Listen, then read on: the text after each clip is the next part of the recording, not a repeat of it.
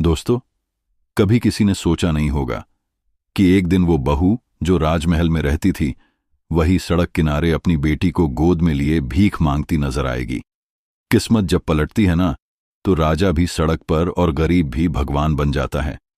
यह कहानी है उस औरत की जिसे उसके अपने ने धोखा दिया, लेकिन उसने हार मानने से इनकार कर दिया। वो रोई जरूर, टूटी भी, पर झुकी नहीं, क्योंकि जो सच्चा होता है वो गिरकर भी चमकता है।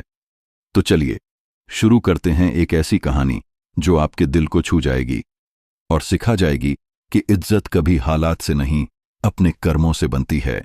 दोपहर का वक्त था। आदित्य राज सिंह रेलवे स्टेशन के पास से गुजर रहे थे, लेकिन जाम लगा होने की वजह से आदित्य को अपनी गाड़ी थोड़ी देर के लिए सिग्नल पर रोकनी पड़ी। ड्राइवर ने खिड़की नीचे की ताकि हवा आ सके। तभी अचानक आदित्य की नजर एक औरत और एक छोटी बच्ची पर पड़ी, जिसे देख उनकी आंखें फटी रह गईं, क्योंकि उन्हें पता था कि उनका बेटा, बहू और पोती विदेश में है। लेकिन यह नजारा देख उनके पैरों तले जमीन खिसक गई। वो जल्दी से अपनी बहू के पास गए और बोले, ये क्या हाल बना लिया तुमने? कविन कहाँ है? वो तो तुम्हें विदेश ले गया था, है ना? श्रुति हंस पड़ी, पर वो हंसी किसी दर्द की आवाज थी। विदेश? हाँ, ले गया था, इस स्टेशन तक। दोस्तों, आखिर क्यों एक राजघराने की बहू होते हुए भी श्रुति को सड़क पर भीख मांगनी पड़ी? और क्यों उसके पति ने उसी स्टेशन पर उसे छोड़ दिया था? और जब उसके ससुर को यह पता चला कि उनकी बहू और पोती सड़क पर भीख मांग रही है, तो आगे जो हुआ उसे सुनकर आप रो पड़ेंगे। लेकिन दोस्तों, कहानी में आगे बढ़ने से पहले वीडियो को लाइक कर दीजिए ताकि हमें भी मोटिवेशन मिले। तो चलिए शुरू करते हैं।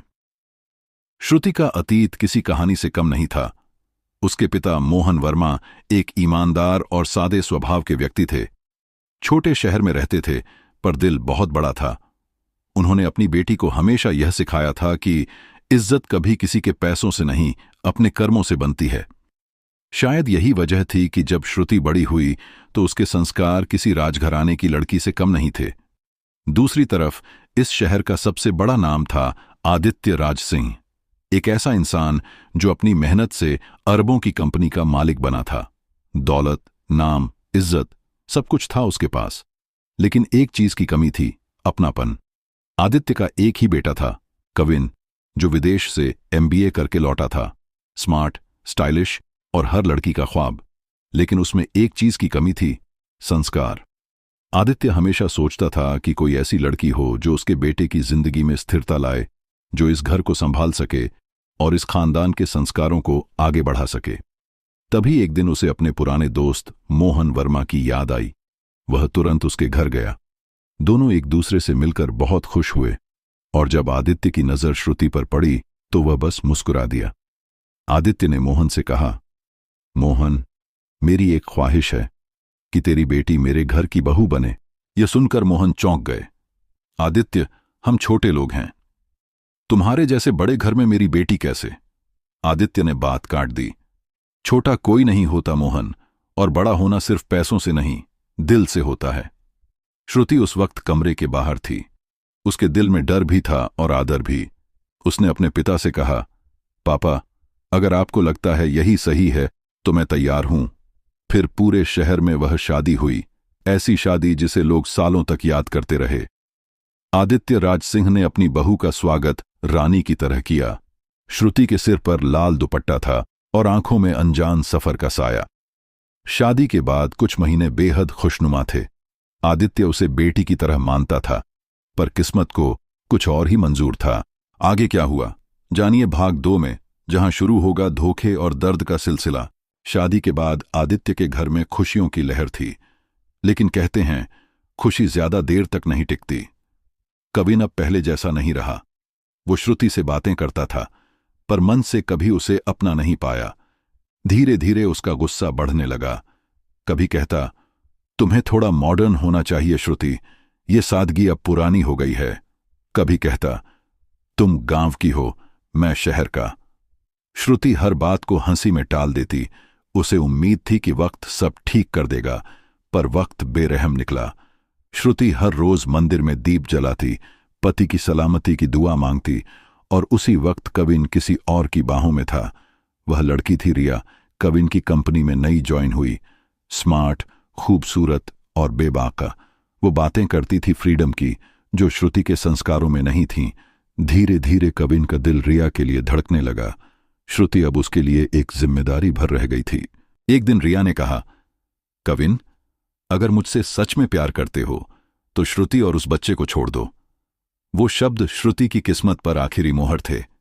अगली सुबह कविन ने प्यार से कहा, श्रुति, चलो कहीं घूम आते हैं। श्रुति का दिल पिघल गया।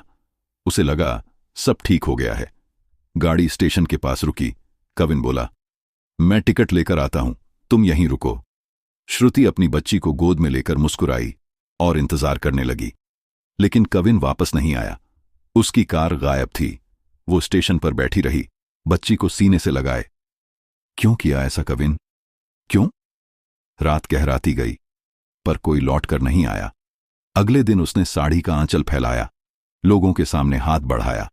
वो हाथ जो कभी अपने पति की हथेली थामता था, अब सड़क पर भीख मांग रहा था। लेकिन यही अंत नहीं था। आगे भाग 3 में जानिए। जब किस्मत ने करवट ली, साल बीत गए। श्रुति अब फूल बेचने लगी थी, उसी स्टेशन पर जहां उसका सब कुछ खत्म हुआ था।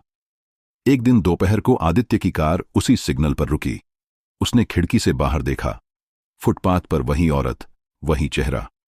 वो गाड़ी से उतरे और बोले, श्रुति, ये क्या हाल बना लिया तुमने? कविन कहाँ है? वो तो तुम्हें विदेश ले गया था। श्रुति हंसी, हां, ले गया था, इस स्टेशन तक।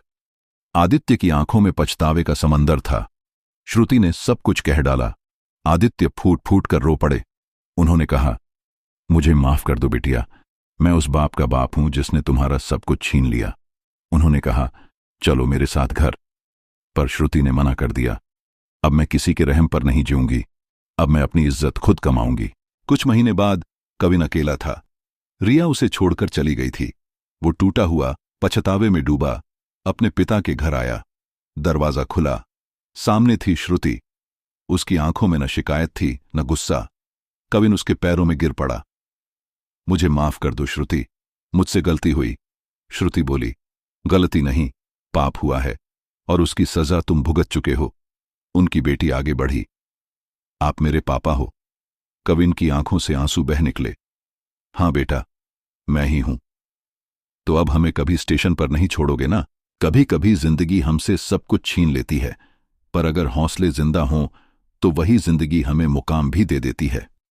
श्रुति हारी नहीं, उसने दर्द को अपनी ताकत बना लिया और आज वही लोग जो उसे कमजोर समझते थे, उसकी इज्जत के आगे झुकते हैं।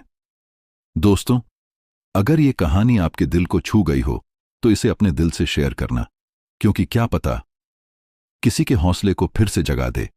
और हां, ऐसी ही सच्ची, दर्द भरी और प्रेरणादायक कहानियों के लिए वीडियो को लाइक कीजिए, चैनल को सब्सक्राइब कीजिए।